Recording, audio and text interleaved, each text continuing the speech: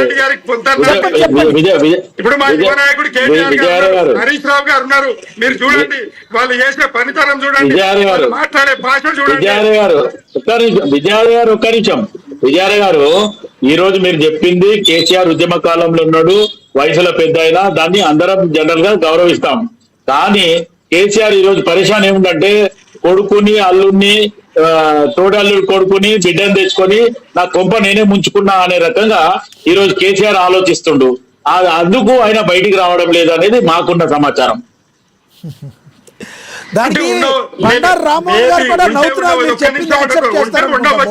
ఉండవచ్చు, కానీ దానికి కూడా ప్రజలే జవాబు చెప్తారు.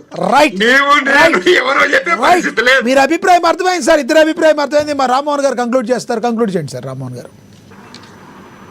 నేను నవ్వుతున్న ఎందుకంటే వారు అర్థం చెప్పారు ఎవరు మన ఎందుకంటే ఇంటిలోని కోరి ఇంటింత ఆదాయం ఉంది కదా, అంటే చెప్పులోని రాయి చెవిలోని జోడిగా కాలిలోని ముట్టు కంటి నలుపు ఇంటిలోని కోరి ఇంటింత కార్య విశ్వదాసరామ నిజరామ అన్నారు. కనుక ఆ రెండింటికి ఉన్నది ఇటు ఉన్నది అసలు ఇంటికోరు అద్దరికి ఉన్నది. బీజేపీ కూడా ఇంటికోరు సమస్య లేదు, వాళ్ళు బయట పడరు తొందరగా. అంటే జాతీయ పార్టీ కంటే ఈ కాంగ్రెస్ పార్టీ ఏమంటే అంటే ఇంటికోరు సమస్య కాదు. అసలు మీ ఇంటికోరు పక్కన పెట్టి ప్రజల గురించి ఆలోచించి 2 నిమిషాలు ఇవ్వండి సార్ నాకు టైం.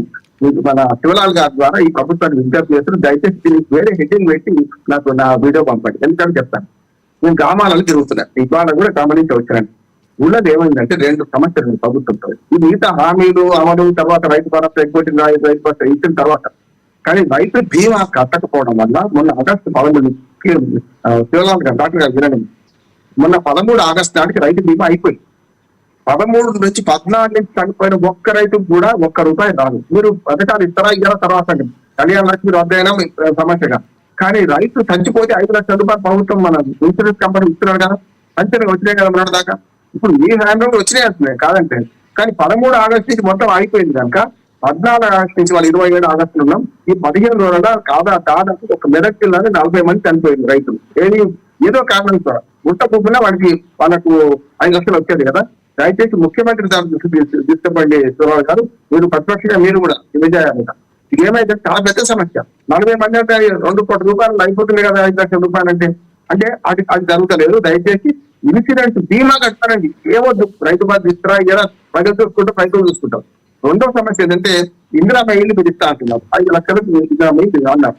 చాలా వరకు 900 స్క్వేర్ ఫీట్ కట్టుకున్నా 1000 కట్టుకున్నా ఇవాళ నిబంధన లేకుండే, అంటే ఎంత ఫీట్ కట్టుకున్నా వాళ్ళకి 5 లక్షలు ఇచ్చారు. కానీ ఇప్పుడు ఏమైందంటే 750 ఫీట్ల కన్నా ఎక్కువ కట్టినారంటే 5 లక్షలు రావుకోమన్నారు అమ్ముతున్నారు. మొదలు పెట్టేటప్పుడు చెప్తే ఏం కాకపోతుంది, ఇప్పటిదాకా ఇచ్చింది కూడా. అప్పుడు ఇచ్చింది, ఇప్పుడు ఇందిరా మేలు మొదలైనప్పటికీ 20 ఫీట్ అంత ఇంత, లేకుంటే పిల్లర్స్ బట్టి ఇంత, స్లాబ్ బట్టి ఇంత ఇచ్చింది కదా. ఇప్పుడు ఏం చేసినట్టు ఎక్కువ ఇస్తున్నాం కట్టుకుంటే వాడు శ్రీమంతుడు, వాడు ధనవంతుడు, ఇయ్యొద్దని పాలసీ తీసుకున్నారట. మీరు హౌసింగ్ బోర్డు తెచ్చుకొని చూడాలి కాదు, పూర్తిగా ఇది అన్యాయం అంటున్నారు. ఎందుకు అన్యాయం అంటే మీరు ₹5,00,000 ఇస్తామన్నప్పుడు వాడు ఎంత కట్టుకున్నా ఇస్తామన్నాక 900 ఫీట్ ఉన్నా కట్టుకున్నాం చాలా మంది. నిబంధన కూడా 900 ఫీట్ దాకా అనుమతించారు కూడా. ఇప్పుడు ఆటోమేటిక్ 750 ఫీట్ ఏమైందంటే మొదలు పెట్టి సగంలో వచ్చి మొదలు ఫీట్ తీసుకునే పైసలు వచ్చినాయి. ఇప్పుడు మీరు 900 ఫీట్లు కట్టుకుంటారు కనుక మీకు ఇయ్యమంటున్నారు. అంటే ఇప్పుడు ఇల్లు ఉడగొట్టుకోవన్నా లేకపోతే నిలబెట్టుకోవన్నా, కింద ఏ పిల్లలు తీసేయన్నా, స్లాబ్ పడితే దానికి కడిగేయన్నా అని అర్థం వస్తుంది. కనుక దయచేసి మీరు అదే 750 ఫీట్ నిబంధన తీసుకురండి.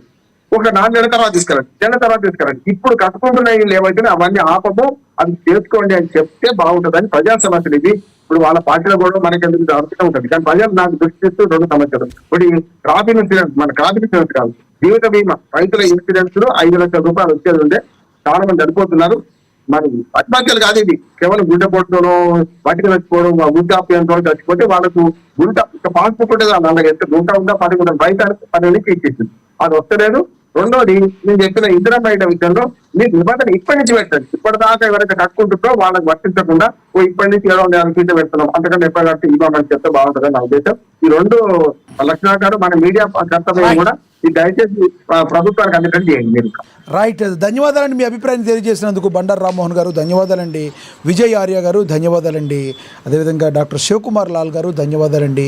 హైందవి రెడ్డి గారు చర్చలో పాల్గొన్నందుకు. ఏదేమైనప్పటికీ మంత్రి కొండా సురేఖ కుమార్తె కొండా సుస్మిత చేసిన వ్యాఖ్యలతో మొదలైన రాజకీయ దుమారం కాంగ్రెస్ పార్టీ అంతర్గత వ్యవహారంగా మారింది. ముఖ్యమంత్రి రేవంత్ రెడ్డిపై సుస్మిత చేసిన తీవ్ర వ్యాఖ్యలు కాంగ్రెస్లో పెద్ద చర్చకు దారితీశాయి. ఒకవైపు తన వ్యాఖ్యలు వ్యక్తిగతమని సుస్మిత చెబుతుంటే, మరోవైపు పార్టీకి చెందిన పలువురు ఎమ్మెల్యేలు ఎమ్మెల్సీలు మాత్రం ఈ వ్యాఖ్యలను సీరియస్గా తీసుకున్నారు. అధిష్టానం దృష్టి